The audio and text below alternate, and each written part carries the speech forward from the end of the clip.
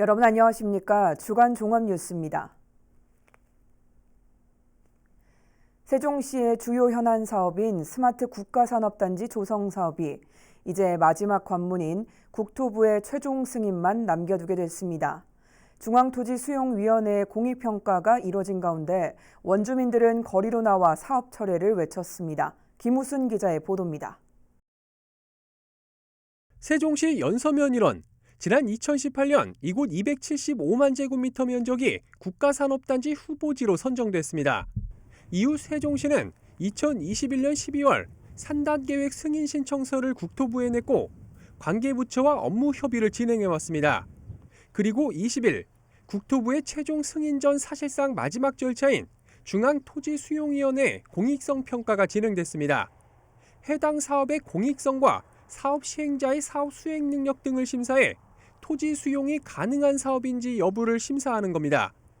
위원회가 이날 회의 결과를 토대로 적합 또는 부적합 여부를 국토부에 전달하면 이제 국가산단심의위원회에 최종 판단만을 남겨두게 되는 셈입니다. 세종시는 오는 9월 중 최종 승인이 날 것으로 전망하고 있습니다. 국가산단 예정지역에 대한 개발 행위 허가지역 지정기간이 오는 9월 23일로 만료되는데 추가 연장이 불가한 상황인 만큼 그 이전에 승인이 완료될 걸로 보는 겁니다. 원주민들은 또다시 반발했습니다. 사업 추진을 반대하는 주민 70여 명은 중토위 회의가 열리는 정부 세종청사 인근에서 집회를 열고 사업 심의를 불허할 것을 거세게 촉구했습니다. 무엇보다 대안 입지를 줄기차게 요구해왔지만 세종시는 주민들의 목소리를 외면했다며 분통을 터뜨렸습니다. 세종시는 주민들이 마을 수용을 최소화할 수 있는 충분한 대안이 있음에도 불구하고 번영을 일관하며 변명을 일관하면 산단 추진을 강행하고 있습니다. 말하는 곳에 국부가 산다! 웬 말이야! 웬 말이야! 웬 말이야! 웬 말이야! 한편 세종시는 오는 9월 중 산단계획 승인이 완료되면 내년부터 본격적인 토지 보상 절차에 착수한다는 계획입니다. BTV 뉴스 김우순입니다. 아산 충무교 건립공사 착공이 점차 가시화되고 있습니다. 현재 입찰 참가업체 두 곳에서 대안 설계를 진행하고 있는 상태로 대전지방국토관리청은 올해 11월이면 착공에 들어갈 것으로 내다보고 있습니다. 보도에 김장섭 기자입니다. 홍수위 부족은 물론 노후화와 병목 현상으로 개선이 필요하다는 요구가 계속되면서 시작된 아산 충무교 건설공사. 충무교차로와 석정교차로 간 940m를 6차로로 확장하는 사업으로 당초 2024년 준공을 목표로 추진됐지만 실시 설계 등 일부 절차가 늦어지면서 지연을 거듭해왔습니다. 이런 가운데 지난해 말 대전지방국토관리청이 2년여 만에 실시 설계를 마무리하면서 충무교 건설공사에 다시 속도가 붙었습니다. 지난 5월 조달청을 통해 입찰 공고를 낸 뒤 현재 사전 심사를 통해 입찰에 참여할 수 있는 업체 두 곳이 선정된 상태입니다. 다만 대전지방국토관리청에서 설계한 안보다 비용이나 공사기간 면에서 더 효율적인 안을 업체가 제시하는 대안 입찰 방식으로 진행되면서 착공에는 다소 시일이 걸릴 예정입니다. 대전지방국토관리청은 현재 입찰 참가업체 두 곳에서 대안 설계를 진행하고 있다며 오는 10월 입찰서를 제출받아 평가를 통해 최종적으로 공사업체를 선정한다는 방침입니다. 이에 따라 대전지방국토관리청은 오는 11월이면 충무교 착공이 가능할 것으로 내다보고 있습니다. 계획된 공사기간은 착공일로부터 약 4년. 대안 설계에 따라 다소 줄어들 수도 있지만 충무교 건설공사 준공 시점은 오는 2027년 이후에나 가능할 것으로 전망됩니다. BTV 뉴스 김장섭입니다. 이번에 내린 비로 오이 주산지인 천안 병천과 수신 지역의 피해가 컸습니다. 집중호우로 시설하우스 곳곳이 물에 잠겼는데 농민들은 예견된 인재라고 분통을 터뜨렸습니다. 어떤 이유인지 송용환 기자가 취재했습니다. 비가 그치고 배수 작업이 한창인 오이 비닐하우스입니다. 잎사귀와 줄기가 온통 흙탕물로 뒤덮였습니다. 올해는 오이값이 좋아 기대가 컸지만 수확은커녕 당장 복구 작업을 어떻게 해야 할지 막막할 뿐입니다. 농민들은 수로와 하천 사이에 설치된 수문이 고장나 피해가 컸다고 주장하고 있습니다. 하천에서 계속해서 물이 유입되자 수문을 닫아달라고 요청했지만 그제야 고장난 사실을 알게 됐다는 겁니다. 자연재해가 아니라 완전히 인재지. 관리 감독이 잘못된 거 아니냐고요. 이렇게 방치해놓고 비가 온다고 분명히 뉴스에서 얼마 전부터 비가 올해는 이상하다 계속 했는데 왜 관리가 이것밖에 안 되냐는 거예요. 관리 감독하는 사람들은 왜 코빼기도 보이지도 않고. 해당 수문은 지방하천 정비사업 구간에 있어 관리 책임은 충남도에 있는 것으로 확인됐습니다. 오이 출하가 한창이던 수십 면의 또 다른 비닐하우스. 가지마다 오이가 주렁주렁 달렸지만 물에 잠긴 오이는 모두 버려야 합니다. 이곳은 3년 전 병천천이 범람해 수해가 컸던 곳으로 특별 재난구역으로 지정돼 준설 작업이 진행됐습니다. 그러나 준설 작업은 하천 일부분에서만 진행됐고 충북과의 접경 지역인 하류 쪽은 준설이 이루어지지 않아 화를 키웠다는 게 주민들의 설명입니다. 보이다시피 저 밑에 구간은 하나 준설이 안 되고 그냥 옛날 그대로 있어갖고 거기서부터 물이 채에 오르니까 여기 수위는 20년도에 수해날 적하고 똑같은 수위로 올라와서 여기 피해가 컸다고 보는 거예요. 허술한 수문 관리와 반복되는 수해로 행정에 대한 신뢰도가 바닥으로 치닫고 있습니다. BTV 뉴스 송용환입니다. 앞에서 전해드린 것처럼 일부 농민들은 수해의 원인으로 고장나 있던 수문을 지복했는데요. 행정당국은 수문의 고장 시점조차 파악하지 못한 가운데 천안시와 충남도는 책임 공방을 벌이기도 했습니다. 송용환 기자가 계속해서 보도합니다. 천안시 병천면의 비닐하우스 밀집 지역.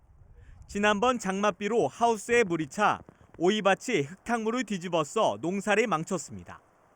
농민들은 수해 당일 고장나 있던 수문이 피해를 키웠다고 주장했습니다. 그런데 정작 행정당국은 수문이 언제부터 고장나 있었는지조차 몰랐습니다. 고장이 언제 났는지 어떻게 났는지 왜 났는지도 사실은 지금에서는 알 수도 없고. 시설물 안전법상 정기점검 대상이 아니라는 게 이유였습니다. 수문의 관리 책임도 애매모호합니다.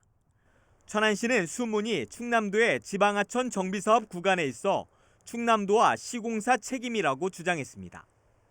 지금 지방하천 정비사업 하면서 거기 구간 내에 들어있는 수문이기 때문에 거기는 관리를 해야 돼요. 도가 관리 안 했다는 얘기신 거잖아요? 그쵸, 거기서 응급복구도 거기서 진행을 했고 그러니까 다음 구간 내니까. 반면 충남도는 수문의 유지 관리는 기본적으로 지자체에 있다고 반박했습니다. 수문이 유지 관리는 뭐 천안시가 하고 있는 거고, 그거를 가지고 저희는 이제 같이 하천 정비 사업을 하고 있는 건데, 하천 구역 안에 있다고 하더라도, 모두 다 저희 책임이라고 말하는 것 자체가. 양측은 취재가 시작되자 책임 공방을 멈추고 재발 방지를 위한 대책을 수립하겠다고 약속했습니다. 수문 관리와 책임 소재를 보다 명확히 할 필요가 있어 보입니다. BTV 뉴스 송용환입니다.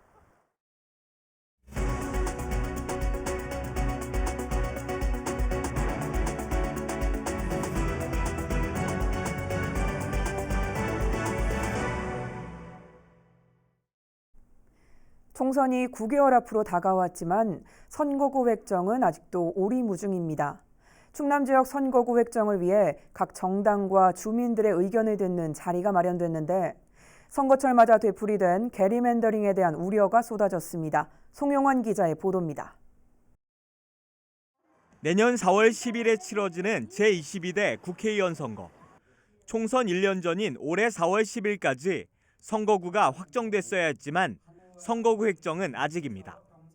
공직선거법에 의하면 4월 10일까지 그 국회의원 선거구 획정이 되었기야 함에도 불구하고 그러니까 입법기관인 국회가 자기 책무를 다하고 있지 못한 것에 먼저 안타까움을 좀 심히 많이 안타깝다는 이야기를 드리면서 이런 가운데 충남 지역 선거구 획정안 마련을 위해 지역 의견을 수렴하는 자리가 마련됐습니다. 각 정당별로 세부적인 안은 달랐지만 행정구역과 생활권을 일치시켜야 한다는 의견이 많았습니다. 또 정치적 유불리에 따른 게리맨더링은 없어져야 한다는 게 공통된 의견이었습니다. 선거 때마다 거대 양당의 게리맨더링이 횡행하면서 실현에 매우 어려움이 있다. 우리가 이것을 이번에 또 선거 제도에서 막아내야 되는데요. 게리맨더링은 우리가 학술적인 문제나 법적인 문제나 저는 정서적인 문제까지도 포함을 해야 된다라고 좀 생각을 합니다. 정치적 선거구 획정은 이번에는 최대한 좀 지양을 했으면 좋겠다. 이 밖에 지난 총선에서의 패해를 막기 위해 위성정당 방지법과 중대선거구제 도입 시 복수공천 금지 조항 등이 신설돼야 한다는 의견도 제기됐습니다. 한편 선거구 획정을 위한 의견 수렴은 오는 9월까지 계속됩니다. BTV 뉴스 송용환입니다.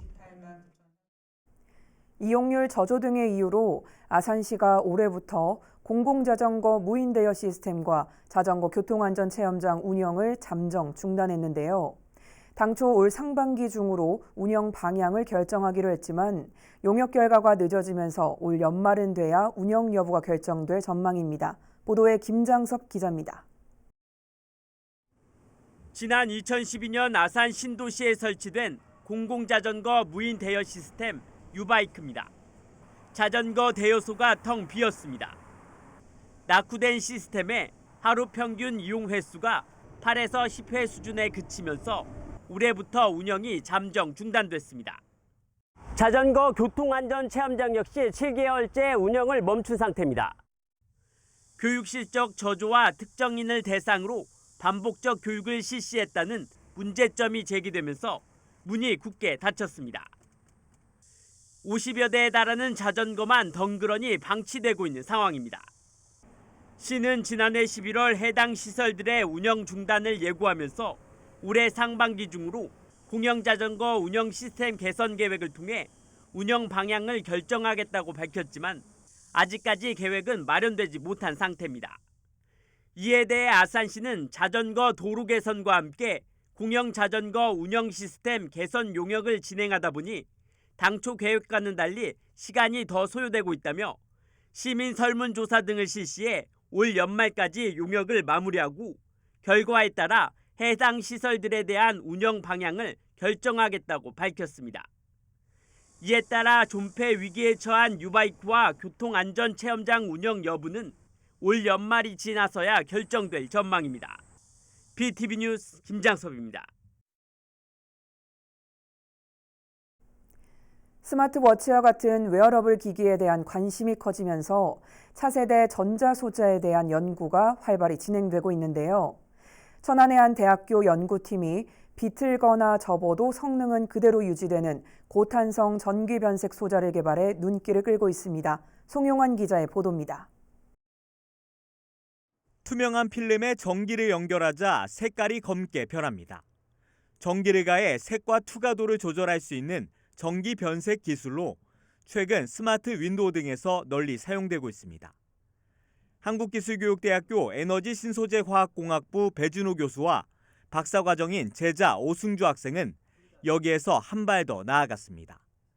낮은 전압으로도 필름을 접었다 펼 수 있고 10배까지 늘려도 성능이 유지되는 고탄력 전기 변색 소자를 개발한 겁니다. 온도와 습도에 취약했던 기존 소재의 단점도 극복해 오랜 시간 모양과 형태도 유지됩니다. 이 소재가 늘어나긴 하지만 이제 그 위에 있는 전극이라던가 이런 거랑 얼마나 잘 붙어 있느냐가 되게 중요한데 이런 전극과의 접합을 시키는 그런 과정에서 많이 어려움을 겪었던 것 같고 이제 시행착오를 하나하나 겪어오면서 이제 많이 해결을 해 나갔던 것 같습니다. 이번에 개발한 소재는 신축성이 없어 활용도에 한계가 있던 기존 소재와는 달리 전자피부나 스마트옷 등 차세대 웨어러블 기기 등에 다양하게 쓰일 것으로 전망됩니다.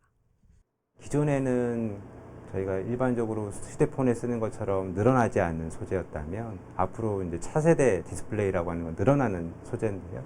그런 쪽에 쓸 수 있는 소재를 기초 원천 소재를 저희가 개발했던 거고요. 앞으로는 늘어나는 디스플레이에 응용할 수 있고 다양한 우주 환경에서도 버틸 수 있는. 연구팀은 앞으로 무전원 상태에서도 색이 변하는 신소재 개발에 박차를 가할 예정입니다. 한편 이번 연구 성과는 화학공학 분야 국제학술지인 케미컬 엔지니어링 저널 온라인판에 게재됐습니다. BTV 뉴스 송용환입니다. 천안시와 국립생태원, 한국도로공사 등 5개 기관이 50년 넘게 단절된 천안 목천 금북정맥을 잇는 생태축 복원사업 업무 협약을 체결했습니다. 이번 협약에 따라 이들 기관은 금북정맥 생태축 복원 사업을 성공적으로 추진하기 위해 행정적, 재정적, 기술적 협력 등 협업 체계를 구축하기로 했습니다. 한편 목천 금북정맥 생태통로는 길이 110m에 폭 30m의 육교형 생태통로로 경부고속도로와 시도 22호선으로 단절된 금북정맥을 잇는 사업이며 모두 393억 원이 투입돼 2026년 준공될 예정입니다. 아산시가 오는 31일부터 정부 지침에 따라 연매출 30억 원 초과 가맹점에 대해 아산페이 사용을 제한합니다.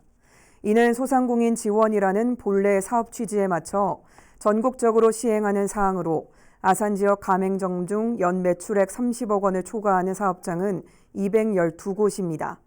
시는 사전 절차가 마무리되는 대로 사용이 제한되는 가맹점 목록을 시 누리집에 공개할 예정이며 사용 제한 조치 후 아산페이 구매 수요를 파악해 하반기 구매 한도 조정에 반영할 예정입니다.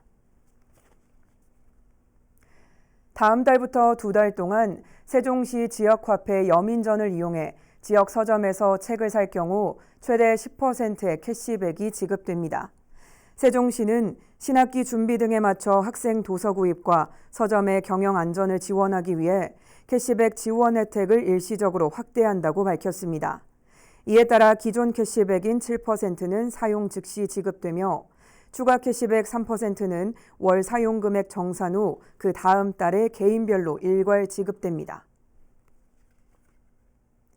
천안시가 성성 호수공원 개방 1주년을 맞아 진행한 스마트폰 사진 공모전의 수상작을 선정했습니다. 이번 공모에는 266명으로부터 702점의 작품이 접수됐으며 금상인 성성호수공원의 아름다운 일몰을 비롯해 6점이 우수작품으로 선정됐습니다. 공모 결과는 시 홈페이지 공지사항에서 확인할 수 있으며 시상식은 다음 달 1일 시청 봉서홀에서 열립니다.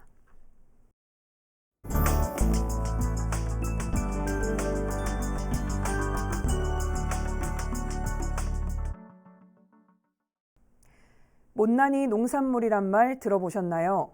농가에서 생산은 되지만 온전한 모양을 가지지 않아서 시중에 판매하기 어려운 상품을 말하는데요. 이러한 농산물을 새롭게 재탄생시키는 것을 푸드 업사이클링이라고 합니다. 오늘 선한 이웃 좋은 사람에서는 지역에서 농민들의 아픔을 달래주며 농산물에 새로운 가치를 부여하는 업사이클링 활동을 하고 있는 윤준양 씨를 만나봅니다.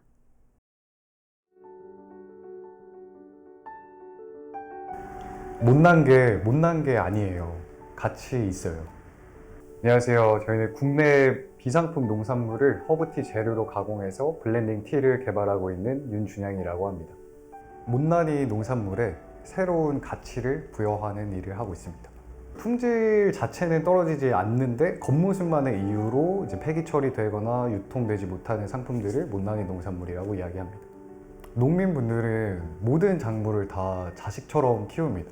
근데 단순히 겉모습만의 차이가 있다고 해서 버려지는 것들을 새로운 가치로 다시 탄생시키는 일을 하고 있습니다. 흔히 알고 계시는 리사이클링은 쓰던 것을 다시 재활용한다는 개념이라서 업사이클링은 새로운 가치를 부여함에 있어서 리사이클링과는 차이점이 있습니다. 제가 하고 있는 활동은 푸드 업사이클링이라는 활동인데 버려지는 식품이나 식품 가공 과정에서 발생하는 부산물들을 활용해서 새로운 가치를 더해주는 활동입니다. 국내에서 발생하는 비상품 농산물, 못난이 농산물, 겉모습만의 이유만으로 폐기되는 농산물을 활용해서 사용을 하고 있고요. 그거를 이제 저희가 분쇄, 건조, 로스팅의 가공 과정을 통해서 못난이 농산물을 이제 허브티 재료로 사용하는 방안을 이제 찾게 되었습니다. 제가 미국 유학 생활에 있었을 때 차는 이제 취미 생활로 접했던 제품이었습니다. 블렌딩 티라는 걸 미국에서 처음 접하고 거기 안에 들어간 다양한 재료들이 많이 섞여 있는 차를 보면서 이게 꼭 찻잎을 사용한 것만이 차가 아니구나. 지역 농가에서 생산된 이제 제품들을 판매하는 곳이 있었는데 거기에서는 이제 못난이 농산물에 대한 판매나 유통이 되게 활발하게 이루어지고 있었습니다. 여행 끝마치고 돌아오면서 이제 미국 생활에서 봤던 그 많은 못난이 농산물들이 발생하는 것을 보고 한국도 미국과 다르지 않겠구나. 한국에서도 못난이 농산물들이 많이 발생을 할 것이고 못난이 농산물을 사용할 수 있는 새로운 방안을 제시할 수 있으면 참 좋겠다라는 생각에 시작을 하게 되었습니다. 처음에 저희가 못난이 농산물을 보러 이제 농가에 방문을 했을 때 그 농가분들이 되게 좋아해 주셨어요. 처리하기 힘들어했던 그 골칫거리를 이런 젊은 사람들이 그 방안을 찾으려고 노력을 한다고 이야기를 드리니까 그 부분을 되게 반가워해 주시고 감사해 주시더라고요. 저는 원래 되게 대학 생활 때도 그랬고 이제 유학 생활을 오래 하다 보니까 조금 적극적으로 나서는 성격은 아니었습니다. 제가 농민들하고 이야기를 많이 해보고 저한테 기대를 하고 있는 부분들을 많이 느끼면서 그분들이 저한테 기대를 해주시는 거에 더 부응을 해야겠다라는 생각에 좀 더 적극적으로 활동을 할 수 있게 된 것 같습니다. 제가 하고 있는 활동이 가지는 가장 큰 의미는 가장 자식처럼 키워서 버려야 하는 그런 힘듦을 조금 덜어드릴 수 있다는 그 점이 가장 보람된 이유고 저희가 이제 비상품 농산물을 가공해서 새로운 상품으로 만드는 과정을 통해서 못난이 농산물에 가지고 있는 그 인식 개선에 조금은 도움을 주고 있다는 점이 가장 보람되고 가장 즐겁습니다. 못난이 농산물 발생량 자체가 너무너무 많기 때문에 제가 하고 있는 활동을 통해서 비상품 농산물에 대한 새로운 개선 방안이 한 가지가 나왔다면 이게 제가 하고 있는 활동뿐만 아니라 다양한 방면에서도 다양한 측면으로 많은 분들이 이 활동에 참여해 주셨으면 하는 바람이 있습니다. 가장 하고 싶은 이야기는 못난이 농산물에 대한 인식을 좋은 방향으로 바라봐 주셔도 될 것 같습니다. 저희가 못난이 농산물을 많이 수급을 하러 농가도 다니고 농민분들을 많이 만나보니까 단순히 겉모습만의 이유만이지 그게 맛이나 품질 또는 뭐 영양상의 문제가 전혀 없는 것들이 버려지고 있기 때문에 충분히 못난이 농산물에 대한 인식을 더 좋게 봐주셔도 될 것 같습니다.